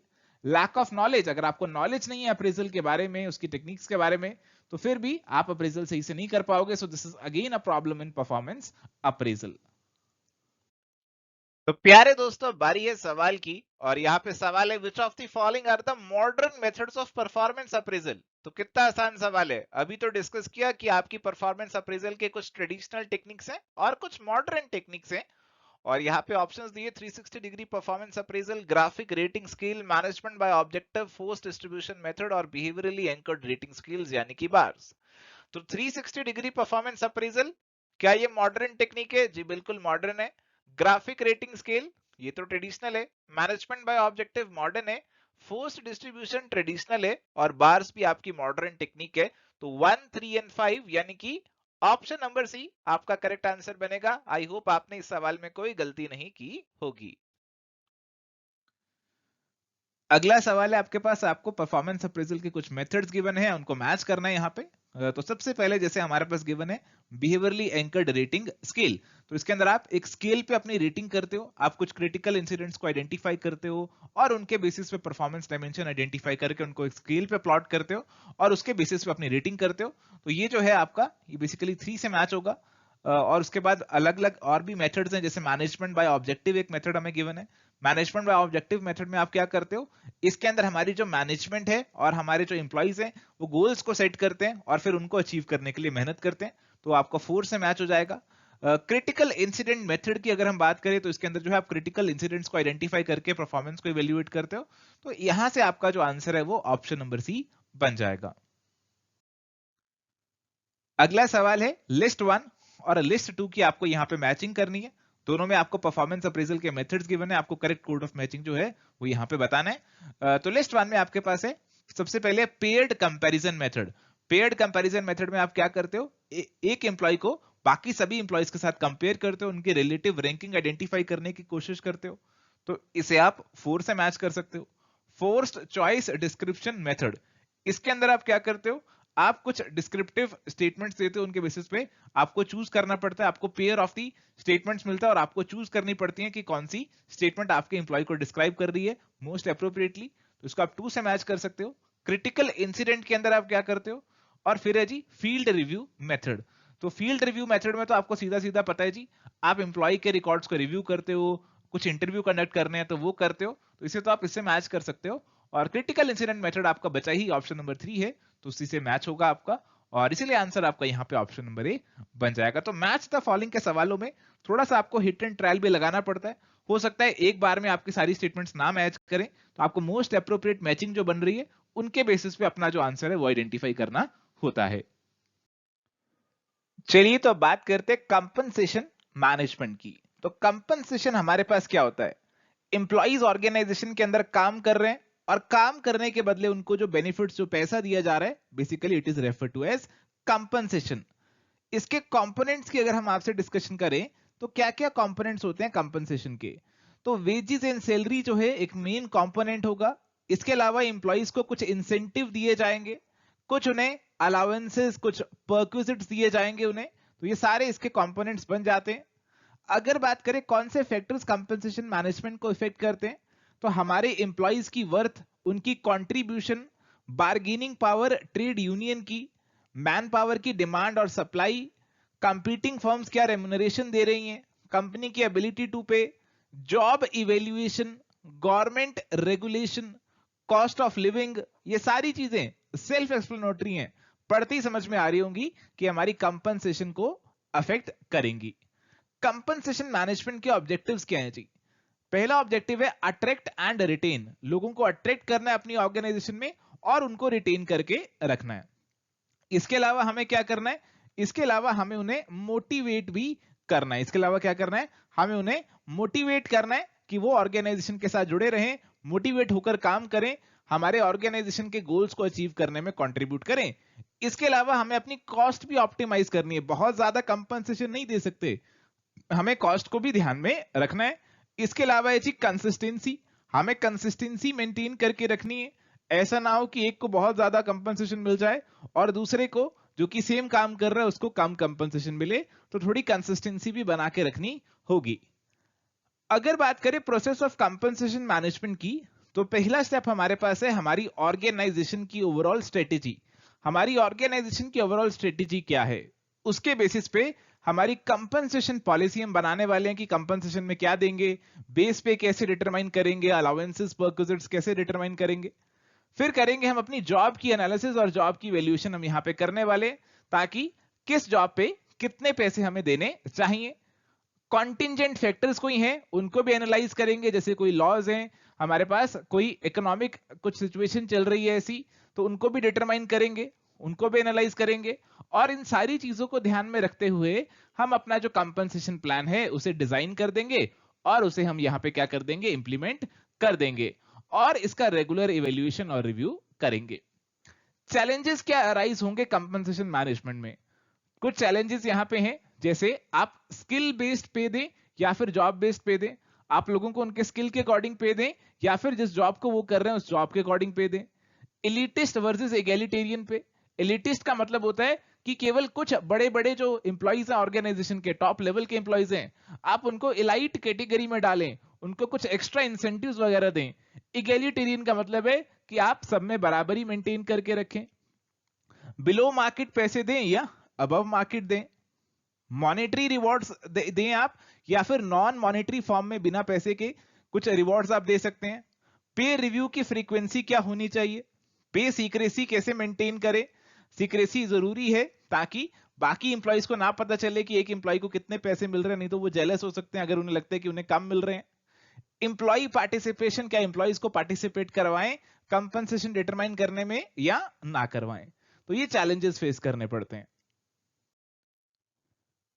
चलिए, तो यहां पे हमारे पास है थ्योरीज ऑफ वेजेस। सबसे पहले wage fund theory by Adam Smith. ये कहती है कि हमारे जो बिजनेस हाउसेज हैं उन्होंने एक pre determined fund of wealth create किया है आउट ऑफ द सेविंग्स और उसमें से वो वेजेस पे करते हैं। Subsistence theory by David Ricardo. ये कहती है कि वर्कर्स को जो उनकी सब्सिस्टेंस के लिए वेजेस जरूरी हैं उतनी वेजेस उन्हें दे दी जाती हैं। Surplus value theory by Karl Marx. ये हमें बताती है कि लेबर जो है उसे टाइम स्पेंट की प्रपोर्शन में वेजेस नहीं देते, बल्कि बहुत कम देते हैं। जो सरप्लस जो है वो हमारा बाकी खर्चों के लिए इस्तेमाल करते हैं। Residual Clement theory by Francis A walker. ये कहती है कि जो हमारे 4 फैक्टर्स ऑफ प्रोडक्शन है उसमें पहले 3 की पेमेंट कर दी जाती है। किसकी? लैंड की, कैपिटल की, एंटरप्रेन्योर की, और जो बचा वो हमारे चौथे को यानी कि लेबर को वेजेस के फॉर्म में मिलता है। मार्जिनल प्रोडक्टिविटी थ्योरी ये हमें बोलती है कि जो मार्जिनल प्रोडक्ट है लेबर का वो हमारे पास क्या है कि कितने अमाउंट से हमारा आउटपुट बढ़ेगा अगर हम किसी एक और आदमी को एम्प्लॉय कर लेंगे, एक और लेबर को एम्प्लॉय कर लेंगे। तो ये मार्जिनल प्रोडक्ट जो है ये कहीं ना कहीं हमारी वेजेस को इन्फ्लुएंस करेगा। Bargaining theory of the wages bye John Davidson. ये कहती है कि हमारी वेजेस फिक्स की जाएंगी बार्गेनिंग के बेसिस पे, आपके ट्रेड यूनियंस और एम्प्लॉयर्स के बीच में बार्गेनिंग चलेगी और उसके बेसिस पे यहां पे वेजेस फिक्स कर दी जाएंगी। इसके बाद है हमारी behavioural theory of the wages. Behavioural theory of the wages क्या कहती है कि हमारे जो फैक्टर्स हैं such as size and prestige of the company, strength of the union, employers concern to maintain the workers, contribution by different kinds of workers, ये सारे जो फैक्टर्स हैं वो हमारी वेजेस को डिटरमाइन करते हैं। चलिए, तो प्यारे दोस्तों यहाँ पे सवाल है मैच द फॉलोइंग का, और अभी यहाँ पे लिस्ट 1 लिस्ट 2 आपको दे दी है। अभी रिसेंटली आपके साथ डिस्कस करी है अलग अलग वेज थ्योरीज और उन्हीं से जुड़ा हुआ एक बेसिक सवाल है। आई होप आप इसे आंसर कर पाएंगे। लिस्ट 1 में हमारे पास थ्योरीज हैं। वेज फंड थ्योरी है, आई होप आप जानते हैं कि ये थ्योरी आपको जो दी है ये दी है आपके एडम स्मिथ ने। तो आप ए को 3 से मैच कर सकते हैं। इसके बाद आपकी सबसिस्टेंस थ्योरी है जो कि आपको दी है डेविड रिकार्डो ने, तो बी तो 2 से ही मैच हो जाएगा। रेजिडुअल क्लेमेंट थ्योरी की बात करें तो ये फ्रांसिस वॉकर ने दी है, और बार्गेनिंग थ्योरी ऑफ वेजेस हमने देखा कि जॉन डेविडसन ने दी है, और इसीलिए आपकी जो मैचिंग बन रही है वो I think option number B के अकॉर्डिंग बन रही है जी। ऑप्शन नंबर बी जो है वो आपका करेक्ट आंसर यहाँ पे बन जाएगा। आई होप इस सवाल में आपको कोई दिक्कत नहीं आई होगी। चलिए तो अब बात करते हैं इंडस्ट्रियल रिलेशंस की। तो इंडस्ट्रियल रिलेशंस बेसिकली हमारे डिनोट करते हैं हमारे मैनेजमेंट और हमारे वर्कर्स के बीच के relationship and the role of regulatory mechanism in resolving the different industrial disputes. तो यहाँ पे आपके इंडस्ट्रियल रिलेशंस की बात हो रही है, आपके इंडस्ट्री से जुड़े हुए रिश्तों की बात हो रही है। तो यहाँ पे एक तो आपकी मैनेजमेंट होने वाली है, एक आपके वर्कर्स होने वाले हैं, और आपके डिफरेंट प्लेयर्स होने वाले हैं, रेगुलेटर्स होने वाले हैं, जैसे सरकार है, सरकारी कोर्ट्स हैं, ट्रिब्यूनल्स हैं, जो कि इस सारे प्रोसेस से आपके जुड़े हुए हैं। तो अगर पार्टीज की बात करें तो यहाँ पे आपके एम्प्लॉयर्स आ गए, एम्प्लॉइज वर्कर्स आ गए, ट्रेड यूनियन आ गई, यहाँ पे आपकी एम्प्लॉयर की एसोसिएशंस भी आ गई, गवर्नमेंट भी आ गई, और आपके लेबर कोर्ट, आपके ट्रिब्यूनल्स भी यहाँ पे आ जाएंगे। इंडस्ट्रियल रिलेशंस के फीचर्स की अगर हम बात करें तो एक कॉम्प्लेक्स प्रोसेस है, यानी कि इसके अंदर काफी सारे एलिमेंट्स इन्वॉल्व हैं, काफी सारी पार्टीज इन्वॉल्व हैं, तो एक कॉम्प्लेक्स प्रोसेस बन जाती है। मल्टी डायमेंशनल है, बहुत सारी डायमेंशंस इसके अंदर आ जाती हैं। डायनामिक प्रोसेस है, डायनामिक मतलब कि एक फिक्स्ड स्टैटिक प्रोसेस नहीं है, इसमें लगातार चेंजेस आते रहते हैं जैसे जैसे इन्वायरमेंट के अंदर चेंज आ रहे हैं। It is affected by the attitude and approaches of, जो भी पार्टीज इसके अंदर इन्वॉल्व हैं उनके एटीट्यूड और अप्रोचेस से ये अफेक्टेड रहता है। तो अगर हमारे जो एम्प्लॉयर्स हैं उनका एटीट्यूड एम्प्लॉयज के प्रति अच्छा नहीं है तो डेफिनेटली इंडस्ट्रियल रिलेशंस आपके अफेक्ट होने वाले हैं। अगर बात करें सिग्निफिकेंस की, इंडस्ट्रियल रिलेशंस की हमारे पास क्या सिग्निफिकेंस है? ये इंश्योर करते हैं कि हमारी प्रोडक्शन अनइंटरप्टेड चलती रहे, प्रोडक्शन में कोई रुकावट ना आए। इंडस्ट्रियल पीस को इंश्योर करते हैं कि हमारे जो वर्कर्स हैं उनका मोरल हाई रहे, उनकी प्रोडक्टिविटी अच्छी बनी रहे, हमारी जो इंडस्ट्री है, इंडस्ट्रियल सेक्टर है पूरी इकोनॉमी के अंदर, वो ठीक ठाक फंक्शन करता रहे, उसमें कोई दिक्कत नहीं आनी चाहिए। अगर बात करें कौन कौन से फैक्टर्स हमारे इंडस्ट्रियल रिलेशंस को अफेक्ट करते हैं, तो इसमें आपके इंस्टीट्यूशनल फैक्टर्स भी आ जाते हैं। जो बहुत से इंस्टीट्यूशंस देश के अंदर बने हुए हैं वर्कर से जुड़े हुए, वो सारे आपके इसके अंदर आ जाएंगे। इकोनॉमिक फैक्टर्स आ जाएंगे, तो आपकी इकोनॉमिक कंडीशंस हैं, लेबर को एक इकोनॉमिक कमोडिटी भी माना जाता है, तो सारे इकोनॉमिक फैक्टर्स भी हेल्प करेंगे, अफेक्ट करेंगे। सोशल फैक्टर्स भी आ जाएंगे, ultimately industry is a part of society, तो सोशल फैक्टर्स भी आ जाएंगे। टेक्नोलॉजी भी जो है वो भी अफेक्ट डालेगी इंडस्ट्रियल रिलेशंस पे। पॉलिटिकल फैक्टर्स, आपकी गवर्नमेंट, उसकी पॉलिसीज। एंटरप्राइज रिलेटेड फैक्टर, हमारी कंपनी की पॉलिसीज। ग्लोबल फैक्टर्स भी डालेंगे, आपका इंटरनेशनल लेबर ऑर्गेनाइजेशन ILO, ये सारी चीजें जो है इंडस्ट्रियल रिलेशंस पे अफेक्ट डालने वाली हैं। अगर बात करें कि हम इंडस्ट्रियल रिलेशंस को कैसे इंप्रूव कर सकते हैं, तो आपको अच्छी पर्सनल पॉलिसीज बनानी पड़ेंगी। पार्टिसिपेटिव मैनेजमेंट जो है वो इंश्योर करनी पड़ेगी, वर्कर्स को मैनेजमेंट में पार्टिसिपेट कराना पड़ेगा, उनकी बात भी सुननी पड़ेगी। ट्रेड यूनियंस को भी रिस्पॉन्सिबली बिहेव करना पड़ेगा, ऐसा नहीं करना होगा कि उन्हें हमेशा स्ट्राइक पे चले जाएं, ऐसा नहीं करना। एम्प्लॉय के वेलफेयर के बारे में सोचना होगा हमारे कंपनीज को, उनका कोई ग्रीवियंस है तो उसके लिए प्रॉपर प्रोसीजर बनाना पड़ेगा उसे रिजॉल्व करने के लिए। एक कंस्ट्रक्टिव एटीट्यूड जो है वो यहाँ पे प्रमोट करना होगा, डिस्ट्रक्टिव एटीट्यूड बहुत डेंजरस हो सकता है। एक कंस्ट्रक्टिव एटीट्यूड होना चाहिए दोनों के माइंड्स में, एम्प्लॉयर्स के भी और एम्प्लॉइज के भी। कम्युनिकेशन चैनल जो है हमेशा ओपन रहना चाहिए मैनेजमेंट और वर्कर्स के बीच में। इसके अलावा दोनों के बीच में म्यूचुअल ट्रस्ट बना रहना चाहिए, तभी हमारे जो इंडस्ट्रियल रिलेशंस हैं वो ठीक ठाक अच्छे तरीके से बने रह सकते हैं। चलिए जी, अब बात करते हैं अप्रोचेस ऑफ इंडस्ट्रियल रिलेशंस की। सबसे पहले है जी यूनिटरी अप्रोच। तो ये कहती है एम्प्लॉयर और एम्प्लॉई दोनों के इंटरेस्ट आपके एक जैसे हैं, उनका कॉमन गोल है, तो डिस्प्यूट वगैरह नहीं होंगे। प्लूरलिस्टिक अप्रोच ये कहती है कि भाई दोनों के इंटरेस्ट अलग हो सकते हैं और आपका जो कॉन्फ्लिक्ट है वो फिर होगा, और फिर वहां पे आपको कॉम्प्रोमाइज करना पड़ेगा, दोनों पार्टीज को कुछ कॉम्प्रोमाइज करना पड़ेगा। क्लासिकल अप्रोच, मार्क्सिस्ट मॉडल या फिर रेडिकल अप्रोच, ये तो कहती है कि हमारी जो कैपिटलिस्टिक सोसाइटी है जहां पे आपकी इंडस्ट्रियल क्लास देखने को मिलती है, वो एक डिवाइड क्रिएट कर देती है इंडस्ट्रियल क्लास में और वर्कर्स के बीच में, और इसकी वजह से आपके डिस्प्यूट अराइज होते हैं। साइकोलॉजिकल अप्रोच ये क्या कहती है कि परसेप्शंस और एटीट्यूड मैनेजमेंट और वर्कर्स का डिफरेंट है, दोनों अलग अलग तरीके से सोचते हैं, दोनों एक दूसरे के प्रति सही एटीट्यूड नहीं रखते, तो डिस्प्यूट्स आपके अराइज हो जाएंगे। सोशियोलॉजिकल अप्रोच ये कहती है कि भाई इंडस्ट्रियल रिलेशंस जो हैं वो सोसाइटी के द्वारा शेप किए जाते हैं। Industry is a part of society और सोसाइटी हमारे रिलेशंस को अफेक्ट करेगी। ह्यूमन रिलेशंस और नियो क्लासिकल अप्रोच ये कहती है कि भाई आपके फैक्टर्स ऑफ प्रोडक्शन तो बहुत सारे हैं, मटेरियल है, लेबर है, बहुत सी चीजें आपको चाहिए होती हैं। जो लेबर है ना वो यहाँ पे सबसे यूनिक है, सबसे अलग है, उसको हैंडल करना एक बहुत ही डिफरेंट टास्क है और उसे सही तरीके से हैंडल करेंगे तभी अच्छे इंडस्ट्रियल रिलेशंस मेंटेन कर पाएंगे, नहीं तो फिर डिस्प्यूट हो जाएगा। गिरी अप्रोच कहती है कि हमें अपने डिस्प्यूट्स का इंटरनली सेटलमेंट कर लेना चाहिए, म्यूचुअल सेटलमेंट हो जानी चाहिए। कोई भी डिस्प्यूट्स अगर होते हैं हमारे मैनेजमेंट और वर्कर्स के बीच में, कलेक्टिव बार्गेनिंग, वॉलंटरी आर्बिट्रेशन, इन पे फोकस इन्होंने किया है। एचआर डेवलपमेंट अप्रोच एम्प्लॉइज को ऑर्गेनाइजेशन का सबसे बेहतरीन, सबसे बढ़िया एसेट मानती है। सोशियो एथिकल अप्रोच ये कहती है कि भाई लेबर और मैनेजमेंट दोनों की मॉरल रिस्पॉन्सिबिलिटीज हैं और उन दोनों को अपनी रिस्पॉन्सिबिलिटीज को समझना चाहिए। अगर समझेंगी तो अच्छे रिलेशंस बने रहेंगे। गांधीयन अप्रोच ये किस पे बेस्ड है? ये गांधी जी के आइडियल्स पे बेस्ड है। ट्रुथ, नॉन वायलेंस, ऐसे ये वर्च्यूज पे बेस्ड है। सिस्टम्स अप्रोच कहती है कि भाई इंडस्ट्रियल रिलेशन जो है एक सिस्टम की तरह है। बेसिकली हमारा जो ब्रॉडर सोशल सिस्टम है, हमारा जो समाज है, उसका पार्ट है इंडस्ट्री, तो उसका सब सिस्टम इसे कह सकते हैं। और इस सब सिस्टम के अंदर भी कुछ और सिस्टम्स आ रहे हैं जैसे टेक्नोलॉजी, मार्केट प्लेस, ये सारी चीजें जो हैं हमारी इंडस्ट्री को अफेक्ट कर रही हैं। तो इंडस्ट्री का एक पूरा सिस्टम बना हुआ है, इसमें बहुत सारे प्लेयर्स हैं, बहुत सारे कंपोनेंट्स हैं, सभी मिलकर काम करेंगे तभी सिस्टम अच्छा चलता रहेगा।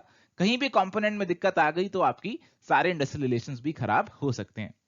अगर बात करें सोशल एक्शन अप्रोच की, सोशल एक्शन अप्रोच जो है वो कंट्रोल को इंपॉर्टेंस देती है, कंट्रोल को, पावर स्ट्रगल को, to control the work organisation. तो जो पावर स्ट्रगल चलती है वर्कर्स की, मैनेजमेंट की, कि कौन ज्यादा पावर एक्सरसाइज करेगा, कौन अपना कंट्रोल ज्यादा जमाएगा, उसके ऊपर ये इंफेसाइज करती है। चलिए तो प्यारे दोस्तों अब आते हैं कुछ सवालों की तरफ। एंड माय डियर फ्रेंड्स, अभी तक आपके साथ इतनी सारी इंपॉर्टेंट चीजें डिस्कस हो चुकी है और अगर आपको आज के सेशन से बेनिफिट हो रहा है तो एक छोटी सी रिक्वेस्ट ये है कि इस वीडियो को लाइक कर दो। आपके जो लाइक्स हैं वो हमें मोटिवेट करते हैं ताकि और एफर्ट डालें और सेशंस आपके लिए लाएं। तो फटाफट से अगर आपने इस वीडियो को लाइक नहीं किया तो इस वीडियो को लाइक कर दो और लाइक करने के बाद इस सवाल पे आ जाओ। इस सवाल में आपको दो स्टेटमेंट दे रखी है, फटाफट से रीड करो और अपना आंसर भी शेयर करो क्या होना चाहिए। स्टेटमेंट नंबर 1 आपको दे रखी है, sound industrial relations are essential to achieve individual team goals and organisational goals. तो क्या ये स्टेटमेंट सही है? बिल्कुल सही है ये स्टेटमेंट। आपके इंडस्ट्रियल रिलेशंस अच्छे होंगे तो सभी गोल्स अचीव हो जाएंगे। Congenial labor management relations create an atmosphere of harmony and low rate of absenteeism। तो लेबर मैनेजमेंट रिलेशन अगर कॉन्जेनियल होंगे यानी कि अच्छे होंगे तो हार्मनी रहेगी, एब्सेंटिज्म कम रहेगा यानी कि वर्कर छुट्टी कम करेंगे। तो यहाँ पे आपकी दोनों स्टेटमेंट ही सही लग रही है। तो करेक्ट आंसर तो आपने मार्क कर ही लिया होगा, ऑप्शन नंबर सी जो है यहाँ पे करेक्ट आंसर बन जाएगा। तो प्यारे दोस्तों इंडस्ट्रियल रिलेशंस के अंदर जो आपकी थ्योरीज है, अप्रोचेज है, उनको लेकर सवाल एग्जाम में देखने को मिल सकते हैं। जैसे कि ये सवाल आपके एक प्रीवियस एग्जाम में पूछा गया था, who has developed the systems approach of industrial relations. बहुत इजी सवाल है अगर आपको मालूम है कि किसने ये अप्रोच दी थी। ऑप्शंस भी आपको दिए हुए हैं और मुझे नहीं लगता कि आपको सभी ऑप्शंस को रीड करने की जरूरत भी पड़ी होगी। आपने फटाफट से पहचान लिया होगा कि करेक्ट आंसर यहाँ पे बनने वाला है ऑप्शन नंबर ए, जॉन डनलप का। चलिए जी, तो अब बात करते हैं कलेक्टिव बार्गेनिंग की। कलेक्टिव मतलब मिलकर बार्गेनिंग यहां पे होने वाली है। तो आपके लेबर यूनियन के रिप्रेजेंटेटिव्स मैनेजमेंट रिप्रेजेंटेटिव से मिलने वाले हैं और मिलकर कुछ बातें डिसाइड करने वाले हैं। कैसे? वो डिसाइड करेंगे कि इंप्लॉइज को कितने वेजेस और बेनिफिट्स मिलेंगे, क्या वर्क रूल्स रहने वाले हैं, डिस्प्यूट्स को कैसे रिजॉल्व किया जाएगा, ये सारी चीजें वहां पे वो डिसाइड करेंगे। And this collective bargaining is identified by Sidney and Beatrice Webb in 1897। तो इन्होंने कहीं ना कहीं इस कंसेप्ट की शुरुआत करी है। इनके नाम आपको याद रखने हैं एग्जामिनेशन पर्सपेक्टिव से। अगर बात करें फीचर्स की, देखो कलेक्टिव बार्गेनिंग जो है बाय पार्टाइट है, मतलब इसमें दो पार्टीज आपकी इन्वॉल्व हैं, एक आपकी मैनेजमेंट है और एक आपके लेबरर्स हैं, एक आपके एम्प्लॉइज हैं।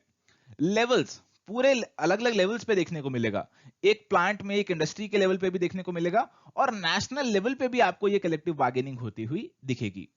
कलेक्टिव बार्गेनिंग के अंदर फ्लेक्सिबिलिटी जो है वो होनी चाहिए, फ्लेक्सिबिलिटी रहेगी तभी दोनों एक दूसरे के पक्ष को समझ पाएंगे और एक सोल्यूशन पे पहुंच पाएंगे। फोकस करना है हमें विन विन सिचुएशन पे। देखो आपको भी बताने वाले हैं कि इसकी फॉर्म्स ना अलग अलग होती हैं, डिस्ट्रीब्यूटिव बार्गेनिंग, इंटीग्रेटिव बार्गेनिंग। तो हमें इंटीग्रेटिव वाली पे फोकस करना है कि दोनों इकट्ठे जो हैं बेनिफिट कर सकते हैं, दोनों इकट्ठे जो हैं अपने गोल्स को अचीव कर सकते हैं। ऐसा नहीं है कि दोनों के गोल्स अलग अलग हैं। ऑर्गेनाइजेशन ने अपने गोल्स को अचीव कर लिया, उसने सही प्रॉफिट कमा लिया, तो वर्कर्स को भी सही पैसे मिल जाएंगे। तो विन विन सिचुएशन की बात हो रही है। रिलेशनशिप बिल्डिंग, अच्छे रिलेशंस बनाने की बात कर रही है बिटवीन लेबर एंड मैनेजमेंट। ये आर्ट भी है और ये साइंस भी है। कलेक्टिव बार्गेनिंग एक कला भी है।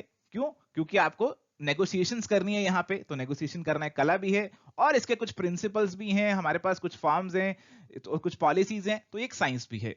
एक डायनामिक कंसेप्ट है, पल पल बदलता रहता है। एक प्रोसेस है, और इसकी प्रोसेस आप यहाँ पे देख सकते हैं। इस प्रोसेस के अंदर आपके दो फेजेस होते हैं।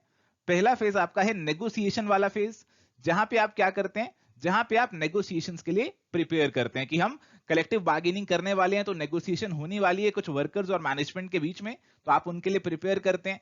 फिर अपने बार्गेनिंग इश्यूज को आइडेंटिफाई करते हैं कि भाई किन चीजों पे बार्गेनिंग करनी है, वेजेस पे, वर्किंग कंडीशंस पे, किस पे बार्गेनिंग करनी है।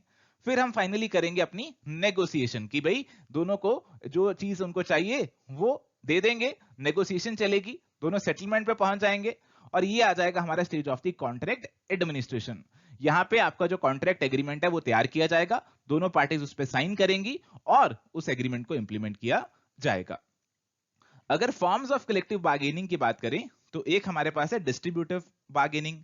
डिस्ट्रीब्यूटिव बार्गेनिंग का मतलब है कि हमारे पास एक पार्टी जीतेगी और दूसरी पार्टी हारेगी। अगर मैनेजमेंट जीती बार्गेनिंग में तो लेबर हार गया, लेबर जीत गई तो मैनेजमेंट हार गया। इंटीग्रेटिव का मतलब है कि दोनों जीत सकती हैं। Productivity bargaining basically productivity gains पे फोकस करती है कि हमें प्रोडक्टिविटी बढ़ानी है, उससे सबका फायदा हो सकता है। कॉम्पोजिट बार्गेनिंग में बहुत सारे इश्यूज के ऊपर बार्गेनिंग चलती है, मल्टीपल इश्यूज पे चलती है। अगर इंडियन पर्सपेक्टिव से बात करें तो इंडिया में कलेक्टिव बार्गेनिंग को पहली बार 1950s में इंट्रोड्यूस किया गया, और इंडस्ट्रियल डिस्प्यूट एक्ट जो है उसका इससे रिलेशन है जी। उसमें भी कलेक्टिव बार्गेनिंग को कहीं ना कहीं इंपॉर्टेंस दी गई है। हालांकि फिर भी अभी लीगल ऑब्लिगेशन नहीं है हमारे एम्प्लॉयर्स की कि वो एक यूनियन को रिकॉग्नाइज करें या फिर कलेक्टिव बार्गेनिंग में एंगेज करें, तो लीगल स्ट्रक्चर थोड़ा सा वीक चल रहा है। अगर बात करें हिंड्रेंसेस की कि क्या हिंड्रेंसेस है कलेक्टिव बार्गेनिंग के अंदर, तो यहाँ पे एक तो हिंड्रेंस ये है कि एटीट्यूड कंपीटिंग है।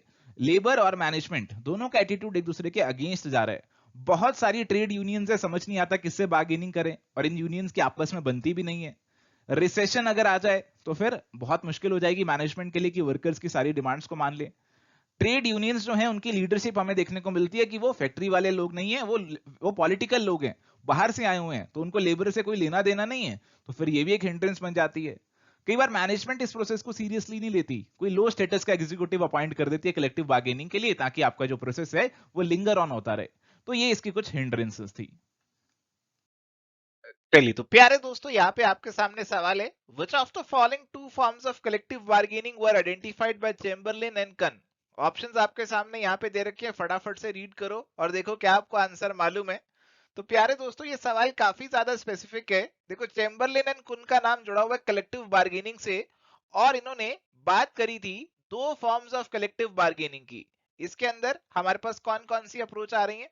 एक आ रही है कंजंक्टिव बार्गेनिंग। कंजंक्टिव बार्गेनिंग देखो कुछ नहीं है, इन्होंने नाम फैंसी यूज कर लिया, ये बिल्कुल सेम है आपकी डिस्ट्रीब्यूटिव बार्गेनिंग से। इन्होंने नाम कंजंक्टिव यूज किया, बट डिस्ट्रीब्यूटिव बार्गेनिंग को कंजंक्टिव बार्गेनिंग बोल सकते हो, जहां एक पार्टी का गेन दूसरे पार्टी का लॉस हो जाएगा।